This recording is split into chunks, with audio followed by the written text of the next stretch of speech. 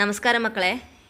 ഈ വീഡിയോയിൽ ഒരു സോൾവ്ഡ് ക്വസ്റ്റ്യൻ പേപ്പറാണുള്ളത്. അതായത് നമ്മുടെ അക്കാൽ और उसके बाद എന്ന കവിതയും ഠാക്കൂർ കാ കുവ എന്ന കഹാനി, ഈ രണ്ട് പാഠഭാഗത്തിലെ മുൻ വർഷങ്ങളിലെ ക്വസ്റ്റ്യൻ പേപ്പറിൽ വന്ന ചോദ്യങ്ങളും അതിൻ്റെ ഉത്തരങ്ങളും എക്സ്പ്ലെയിൻ ചെയ്തിട്ടുണ്ട്. അപ്പോൾ ഞാൻ നേരത്തെ പറഞ്ഞതുപോലെ തന്നെ ടെക്സ്റ്റ് വായിച്ച ശേഷം മാത്രം ഇതുപോലുള്ള വീഡിയോസ് കാണുക. दाने आए घर के अंदर कई दिनों के बाद, धुआं उठा आंगन से ऊपर कई दिनों के बाद, चमक उठी घर भर की आंखें कई दिनों के बाद, कौवे ने खुजलाई पांखें कई दिनों के बाद. ഈ 4 വരി കവിത അക്കാൽ ഓർ ഉസ്കെ ബാദ് എന്ന കവിതയാണ്. കവിതയിലെ അവസാനത്തെ 4 വരിയാണ്. പിന്നെ അതുപോലെ തന്നെ ഈ കവിത എഴുതിയത് നാഗാർജുൻ. ഈ 3 കാര്യങ്ങൾ ഓർത്ത് വെക്കുക. കവിത, നാഗാർജുൻ, പിന്നെ അക്കാൽ ഓർ ഉസ്കെ ബാദ്. അതാണ് കവിതയുടെ പേര്. ഫസ്റ്റ് ക്വസ്റ്റ്യൻ എന്താ? കൈ ദിനോക്കെ ബാദ് ആംഗൻ കെ ഊപ്പർ ക്യാ ഉഡ്നെ ലഗ. ഒരുപാട് നാളുകൾക്ക് ശേഷം ആംഗൻ, മുറ്റത്ത് നിന്ന് എന്താണ് ഉയർന്നത്? ഉടന, പറക്കുക, ഉയരുക. എന്താണ്? ബ്രാക്കറ്റിൽ ധുവ പറഞ്ഞാൽ പുക, വർഷ എന്ന് പറഞ്ഞാൽ മഴ, ധൂൽ എന്ന് പറഞ്ഞാൽ പൊടി. എന്താണ് ഇവിടെ അങ്ങനെ എഴുതിയിട്ടുണ്ടല്ലേ? ധുവ ഉഠ ആംഗൻ സെ ഊപ്പർ കൈ ദിനോക്കെ ബാദ്. അപ്പോൾ ഉത്തരം ധുവ, അതായത് പുക. ദെൻ സെക്കൻഡ്, പാങ്കേ ശബ്ദ് ക സമാനാർത്ഥി ശബ്ദ ചുൻകറിലേക്ക്. താഴെ കൊടുത്തിട്ട് ചിലപ്പം ബ്രാക്കറ്റ് കൊടുക്കും. ഇവിടെ ബ്രാക്കറ്റ് കൊടുത്തിട്ടുണ്ട്, പക്ഷേ എപ്പോഴും കൊടുക്കണമെന്നില്ല. പാങ്കേ, കൗവേനെ ഖുജ്ലായി പാങ്കേ. ആരാന്ന് ചൊറിഞ്ഞു എന്ന് പറഞ്ഞത്? പാങ്കേം. അതെ, കാക്ക എന്താ ചൊറിഞ്ഞത്?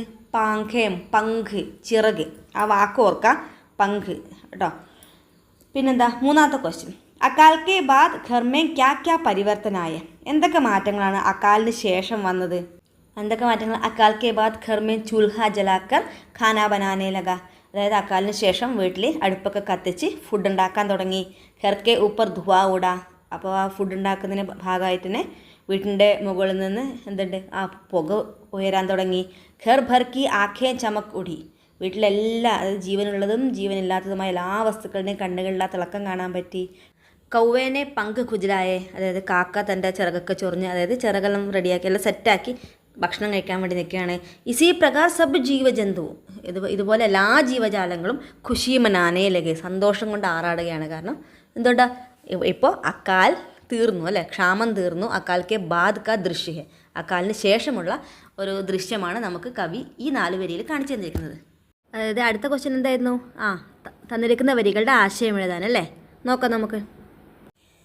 ഏത് കവിതയായാലും ആ കവിതയുടെ ആദ്യം കവിയുടെ പേര്, പിന്നെ കവിതയുടെ പേര്, അത് ആദ്യം എഴുതാം. ഓക്കെ. കവി കാ നാം നാഗാർജുൻ, കവിത കാ നാം അക്കാൽ ഓർ ഉസ്കെ ബാദ്. ഇനി കവിതകളിൽ എന്തിനെക്കുറിച്ചാണ് വർണ്ണിച്ചിരിക്കുന്നതെന്ന് എഴുതാം. പ്രസ്തുത പങ്ക്തിയോ മേ അക്കാൽ കെ ബാദ് കാ വർണ്ണൻ ഹെ. ഓക്കെ. ഇനി നമ്മൾ അടുത്ത പാരഗ്രാഫായിട്ട് സ്റ്റാർട്ട് ചെയ്യാം. കൈ ദിനോസെ ഖാനയ്ക്ക് അഭാവമേ. ഒരുപാട് നാളെ ഭക്ഷണമൊന്നും ഇല്ലാത്തത് കൊണ്ട് മനുഷ്യ നഹി ജീവ് ജന്തു, മനുഷ്യൻ മാത്രമല്ല ജീവജാലങ്ങളും അതുപോലെ തന്നെ നിർജീവമായ വസ്തുക്കളും സഭി പരേശാന്ത്, എല്ലാവരും ആകെ ബുദ്ധിമുട്ടിലായിരുന്നു. ലേക്കിൻ കൈ ദിനോക്കെ ബാദ് ഘർമേൻ ദാന ആനേപ്പർ. പക്ഷെ ഒരുപാട് നാളുകൾക്ക് ശേഷം വീട്ടിൽ ഭക്ഷണം, അതായത് ധാന്യങ്ങൾ വന്നു ചേർന്നപ്പോൾ നിർജീവോർ സജീവ് വസ്തു, ജീവനുള്ളതും ജീവനില്ലാത്തതുമായ എല്ലാ വസ്തുക്കളും സന്തോഷിക്കാൻ തുടങ്ങി. അപ്പോൾ അതിൻ്റെ കൂടെ തന്നെ കവി കേത്തെ ഹേ കൈ ദിനോക്കെ ബാദ് അക്കാൽ കാ സമയ ബീത് ഗയ അല്ലേ. കവി പറയുകയാണ് ഒരുപാട് നാളുകൾക്ക് ശേഷം ക്ഷാമം ഇല്ലാതായി. ഇനി ഘർമേൻ ദാനേ ആയേ. ഞാൻ നേരത്തെ പറഞ്ഞ തന്നെ വീട്ടിൽ ധാന്യങ്ങൾ വന്നു. കൈ ദിനോക്കെ ബാദ് ഘർ കെ ഊപ്പർ ധുവാ ഉഠാ അല്ലേ, വീടിൻ്റെ മുകളിൽ പുക ഉയരുക എന്ന് പറഞ്ഞാൽ അവിടെ ഭക്ഷണം പാകം ചെയ്യാൻ തുടങ്ങി. അർത്ഥാത് ഘർ മേ ചൂൽഹ ജലാക്കർ ഭോജൻ ബനാനെ ലഗ. ഘർവാലോം കി ആംഖേ കൈ ദിനോക്കെ ബാദ്. ഒരുപാട് നാളുകൾക്ക് ശേഷം ചമക് ഉടി. അതായത് വീട്ടിൽ ജീവനുള്ളതും ജീവനില്ലാത്തതുമായ എല്ലാ വസ്തുക്കളുടെയും കണ്ണുകളിൽ ആ തിളക്കം കാണാൻ പറ്റിയത്. ഘർ ഭർ കി ആംഖോ കാ മത്ലബ് കേവൽ മാനവ പരിവാർ സെ നഹി, മനുഷ്യൻ മാത്രമല്ല, ചൂൽഹ, ചക്കി, കാനി കുത്തിയ, छिपकली, चूहे, भीत, ये सभी घर के सदस्य. ഇനി ചൂൽഹ, ചക്കി, ഇതൊക്കെ നിർജീവമായ വസ്തുക്കളാണെങ്കിലും അതിലൊക്കെ ഒരു പുതിയ ജീവൻ കൈവന്നു. അതുപോലെ തന്നെ ഖുഷിക്ക് കാരണം കൗവേനെ ഭി അപ്നി പങ്ക് കുജലായി. സന്തോഷം കൊണ്ട് നമ്മുടെ കാക്ക എന്ത് ചെയ്യാൻ തുടങ്ങി? അതിൻ്റെ ചിറകുകൾ വൃത്തിയാക്കാന്ന് ഉദ്ദേശിക്കുന്നു ഇവിടെ. ഒരു അക്കാൽക്കെ ബാദ് സബ് കഹി സന്തോഷമായി. എല്ലായിടത്തും സന്തോഷം ഇങ്ങനെ അലതല്ലുകയാണ്. മനുഷ്യൻ മാത്രമല്ല, എല്ലാ ജീവജന്തുക്കളും, നിർജീവവും സജീവവുമായ എല്ലാ ജീവജന്തുക്കളും ആ സന്തോഷത്തിൽ ആറാടാൻ തുടങ്ങി. ഇനി ഇതുവരെ ആ കവിതയുടെ ആശയം. ഇനി കവിതയുടെ അതായത് അതിൻ്റെ മൂന്നാമത്തെ പാരഗ്രാഫായിട്ട് നമ്മൾ എഴുതേണ്ടത് ആ കവിതയുടെ ഭാഷാ ശൈലിയെക്കുറിച്ചാണ്. ഓക്കെ, അപ്പോൾ നമുക്ക് ഈ കവിത की भाषा सरल है, कविता में कई बिंबों का प्रयोग किया है, इस कविता में निर्जीव वस्तुओं में भी मानवीय गुण का आरोप किया है. ഈ 3 പോയിൻ്റ് മൂന്നാമത്തെ പാരഗ്രാഫിൽ എഴുതിയിട്ട് ഇതിൻ്റെ ആശയം നമുക്ക് കൺക്ലൂഡ് ചെയ്യാൻ പറ്റും. ഇനി ഇവിടെ അഞ്ചാമത്തെ ക്വസ്റ്റ്യൻ കണ്ടോ, കാനി കുത്തിയ മേ വിശേഷൺ ശബ്ദ് കോൺസാ ഹെ. കാനി കുത്തിയ അല്ലേ, അതായത് ഒറ്റക്കണ്ണുള്ള പെണ്ണായ എന്നാണ് പറഞ്ഞത്. അപ്പോൾ കുത്തിയ എന്ന വാക്കിന് എങ്ങനെ വിശേഷിപ്പിച്ചിട്ടുള്ളത്? കാനി എന്ന വാക്കുണ്ട്. സിമ്പിളാണ്. അവിടെ ജസ്റ്റ് അതിൽ 2 വാക്ക് തന്നാൽ 2 വാക്ക് തന്നിട്ട് അതിൽ വിശേഷണ ശബ്ദം ചോദിച്ചു കഴിഞ്ഞാൽ ഫസ്റ്റത്തെ വാക്ക് എന്നുള്ള രീതിയിൽ എഴുതാം. അല്ലാതെ തരുമ്പോൾ മാത്രമാണ് നമുക്ക് കൺഫ്യൂഷനായി പോകുന്നത്. ഇനി അടുത്തത് അതുപോലെ തന്നെയാണ് യഹ് ആശയവാലി പങ്ക്തി കവിതാസെ ലിഖിയെ, അല്ലെങ്കിൽ സമാന ആശയവാലി പങ്ക്തി കവിതാസെ ചുൻകർ ലിഖിയെ എന്ന് വെച്ചിട്ട് ക്വസ്റ്റ്യൻ വരും. അതായത് ഇതേ ഒരു സെൻറ്റൻസ് തരും, അതേ ആശയം വരുന്ന വരി കവിതയിൽ നിന്ന് എടുത്തെഴുതണം. പണിയൊന്നുമില്ലോ, ജസ്റ്റ് ക്വസ്റ്റ്യൻ ഒന്ന് നന്നായി വായിക്കാം, അതേ ആശയം വരുന്ന വരി കവിതയിൽ നിന്ന് കണ്ടുപിടിക്കുക, അതെടുത്തെഴുതുക, മറ്റൊന്നും ചെയ്യാനില്ല. ഇപ്പോൾ ഇവിടെ ദാനേക്കെ ആനെ പർ ചൂൽഹ ജലായ ഗയ, ഈ അർത്ഥം അതായത് ധാന്യങ്ങൾ വന്നപ്പോൾ അടുപ്പ് കത്താൻ തുടങ്ങി, അല്ലെങ്കിൽ അടുപ്പ് എരിയാൻ തുടങ്ങി എന്ന് പറഞ്ഞു, അടുപ്പ് കത്തിക്കാൻ തുടങ്ങി എന്നും ആവാം. അങ്ങനെ അർത്ഥം വരുന്ന വരി ഏതാ മുകളിൽ? ധുവാ ഉഠാ ആംഗൻ സെ ഊപ്പർ കൈ ദിനോं के बाद. ആ വരി ഏതാ? ധുവാ ഉഠാ ആംഗൻ സെ ഊപ്പർ കൈ ദിനോं के बाद. അത്രയേ ഉള്ളൂ. ആ വരി അങ്ങനെ തന്നെ എടുത്ത് അവിടെ എഴുതി വെക്കാം. ഇനി അടുത്ത ക്വസ്റ്റ്യൻ നോക്കാം. തന്നിരിക്കുന്ന ഭാഗം ഠാക്കൂർ കാ കുവ എന്ന പാഠഭാഗത്തിലെ എന്ന കഥയിലെ നമ്മുടെ പ്രേംചന്ദ് എഴുതിയ ഠാക്കൂർ കാ കുവ എന്ന പാഠഭാഗത്തിലെ ഏതാനും ഭാഗം മാത്രമാണ്. അപ്പോൾ അതിൽ 7ാമത്തെ ക്വസ്റ്റ്യൻ ഇതാണ്, ഗംഗിക്ക വിദ്രോഹി ദിൽ കിസ് പർ ചോട്ടേം കർണേ ലഗ.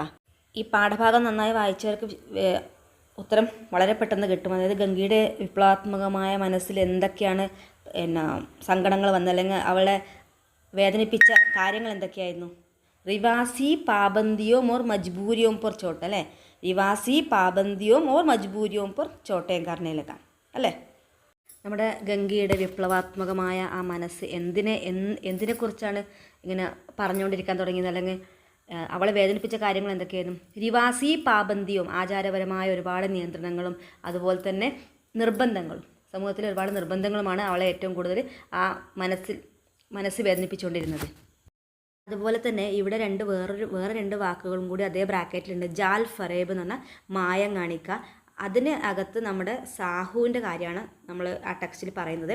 അതുപോലെ തന്നെ ഝൂട്ടേ മുഗ്ധമേ, കള്ളക്കേസുമായി ബന്ധപ്പെട്ടത് ഠാക്കൂറിൻ്റെ കാര്യമാണ്. അത് രണ്ടൊന്നും ഓർത്ത് നോക്കാം. അതുപോലെ തന്നെ 8ാമത്തെ ക്വസ്റ്റ്യൻ, ഹം ക്യോ നീച്ച് ഹേ ഓർ യേ ലോഗ് ക്യോ ഊഞ്ച് ഹേ, യേ കിസ് സാമാജിക് സമസ്യ കി ഓർ സങ്കേത് കർത്താ ഹേ. ഈ ഡയലോഗ് പറയുന്നത് നമ്മുടെ ഗംഗയാണ്. ഞങ്ങൾ എന്തുകൊണ്ട് താഴ്ന്ന ജാതിക്കാരായി, മറ്റുള്ളവർ എന്തുകൊണ്ട്, അല്ലെങ്കിൽ ഈ ഠാക്കൂറിനെ പോലെയുള്ള ആൾക്കാർ എന്തുകൊണ്ട് അവർ ഉയർന്ന ജാതിയിൽപ്പെട്ടു എന്ന് പറയാൻ കാരണം ഇത് ഇവിടെ ക്വസ്റ്റ്യൻ ആര് പറഞ്ഞു എന്നല്ല. ക്വസ്റ്റ്യൻ എന്താ? കിസ് സാമാജിക് സമസ്യാക്കിയോ സങ്കേത്, സമൂഹത്തിലെ ഏത് പ്രശ്നത്തിനെയാണ് ഇവിടെ സൂചിപ്പിക്കുന്നത്? എന്താണ്? ജാതിപ്രഥ. ഓക്കെ, ജാതിപ്രഥ എന്ന് എഴുതാം. അതുപോലെ തന്നെ ഊഞ്ച് നീച്ച് ക ഭേദഭാവ് എന്ന് എഴുതാം. ഇതിലേത് ആൻസർ എഴുതിയാലും കുഴപ്പമില്ല. അതുപോലെ തന്നെ അടുത്ത ക്വസ്റ്റ്യൻ ശ്രദ്ധിക്കുക. 4 മാർക്കിൻ്റെ ക്വസ്റ്റ്യനാണ്. ജാതിപ്രഥ ഏക അഭിശാപ് ഹേ അല്ലേ, ജാതിഭേദം ഒരു ശാപം തന്നെയാണ്. ഇസ്ക സന്ദേശ് ദേ, നമ്മൾ ശരിക്കും സങ്കോഷ്ടിയല്ല, ഒരു പോസ്റ്റർ ഉണ്ടാക്കണം, അതൊരു മെസ്സേജ് പാസ് ചെയ്യാൻ വേണ്ടിയിട്ട്. അപ്പോൾ നമുക്ക് പണിയൊന്നുമില്ല, വളരെ ഈസിയായി ചെയ്യാൻ. 1-2 സ്ലോഗൻ എഴുതാം, പിന്നെ ഇതുപോലെ ചിത്രങ്ങൾ വരച്ചും വെക്കാം. ഓക്കെ, ഇവിടെ 5-6 സ്ലോഗൻ കൊടുത്തിട്ടുണ്ടല്ലോ. ഒന്ന് മാനവ് സബ് ഏക് ഹേ, മനുഷ്യരെല്ലാവരും ഒന്നാണ്. ഏക് ഹി ജാതി മാനവ ജാതി, ഒരൊറ്റ ജാതി, അത് മാനവ ജാതിയാണ്. മനുഷ്യന്മാരിൽ ഒരു ഭേദഭാവങ്ങളും പാടില്ല. ജാതിപ്രഥ ശാപമാണ്. ജാതിപ്രഥ തടയൂ അല്ലെ, ജാതിപ്രഥ റോക്കെ ദേശ് ബച്ചായേ, ദേശത്തിൻ്റെ പുരോഗതിക്ക് ഒരിക്കലും ജാതിപ്രഥ നല്ലതല്ല. അങ്ങനെ 5-6 സ്ലോഗൻ ഞാനിവിടെ എഴുതി വെച്ചിട്ടുണ്ട്. അതിനകത്ത് ഇഷ്ടമില്ല ഏതെങ്കിലും 2 ഈസി ആയിട്ടുള്ള 2 പഠിക്കുക. പിന്നെ ഇതുപോലെ ഒരു 3 ചിത്രം, അതായത് 3 മതങ്ങളും എല്ലാവരും ഒന്ന് തന്നെയാണ്, എല്ലാ മനുഷ്യരും ഒന്ന് തന്നെയാണ്, മനുഷ്യന്മാരിൽ ഭേദഭാവം പാടില്ല എന്നൊരു മെസ്സേജ് പാസ് ചെയ്യാൻ ഇങ്ങനെ എഴുതിയാൽ മതി. പിന്നെ ഏറ്റവും ലാസ്റ്റായിട്ട് നമ്മളൊരു ബോക്സിനകത്തേക്ക് ഇത് ചെയ്യുന്നത്, ഏറ്റവും താഴെ നമ്മൾ ഏതെങ്കിലും സമിതിയുടെ പേര് എഴുതി വെക്കാം. ഇതിപ്പോൾ നമ്മൾ ഹിന്ദി മഞ്ച് എന്നാണ് ഇവിടെ ഞാൻ എഴുതി വെച്ചിട്ടത് ഹിന്ദി മഞ്ച് എന്നാണ്. അത് നിങ്ങൾക്ക് ക്വസ്റ്റ്യനിൽ ചിലപ്പോൾ ഏതെങ്കിലും ഒരു എന്താ പറയുക, ഏതെങ്കിലും സമിതിയുടെ പേര് തന്നിട്ടുണ്ടെങ്കിൽ, ഏതെങ്കിലും മഞ്ച് എന്നോ ഏതെങ്കിലും സമിതി എന്നോ തന്നിട്ടുണ്ടെങ്കിൽ അതിൻ്റെ പേര് സൂചിപ്പിക്കുക.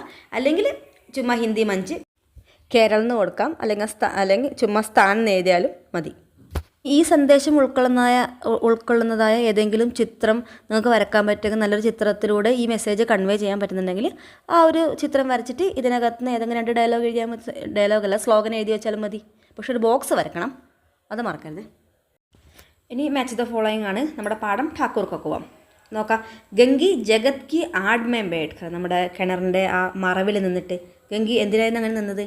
മോക്കേക്ക ഇന്തസാർ കർണേ ലഗി അല്ലേ, അതായത് തൻ്റെ അവസരം കാത്തിരിക്കുകയായിരുന്നു.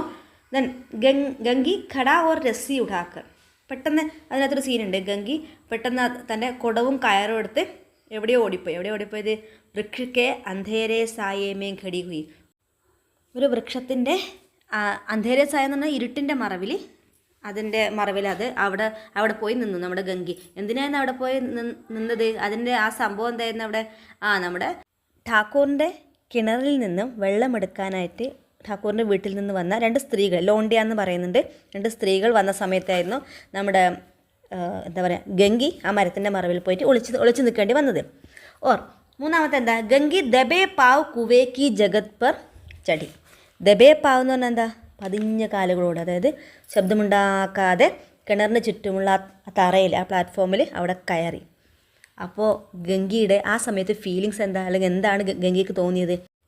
ജീവിതത്തിൽ ആദ്യമായി വിജയിച്ച ഒരു അനുഭവം ഉണ്ടായത് ഗംഗയ്ക്ക് ആ കിണറിൻ്റെ ഠാക്കൂർ, അതായത് അവിടുത്തെ വെള്ളം കോരാൻ അനുവാദമില്ലാത്ത താഴ്ന്ന ജാതിയിൽപ്പെട്ട ഒരു സ്ത്രീയാണ് ഗംഗി. അതുകൊണ്ടാണ് ഗംഗയ്ക്ക് അങ്ങനെ ഒരു വിജയിച്ച അനുഭവം മനസ്സിൻ്റെ ഉള്ളിൽ തോന്നിയത്. വിജയക്ക ऐसा അനുഭവം പെഹലെ ന ഹുവാ था. ഓക്കെ. ദെൻ ഗംഗി ചുക്കി കി ഘടേ കോ പക്കടക്ക ജഗത് പർ രखे, അതായത് ഗംഗി കുനിഞ്ഞ് കുട എടുത്ത് കിണറിൻ്റെ ആ പ്ലാറ്റ്ഫോമിൽ അവിടെ വെക്കാൻ തുടങ്ങുമ്പോൾ എന്താ സംഭവിച്ചത്? ഏകായേക് ഠാക്കൂർ കാ ദർവാസ ഖുൽ ഗയ, പെട്ടെന്നായിരുന്നു നമ്മുടെ ഠാക്കൂറിൻ്റെ വാതിൽ മലക്കെ തുറന്നത്. ആ സൗണ്ട് കേട്ടു അല്ലേ? അപ്പോൾ ഇവിടെ എൻ്റെ ആൻസർ എന്താ? ഏകായേക് ഠാക്കൂർ കാ ദർവാസ ഖുൽ ഗയ.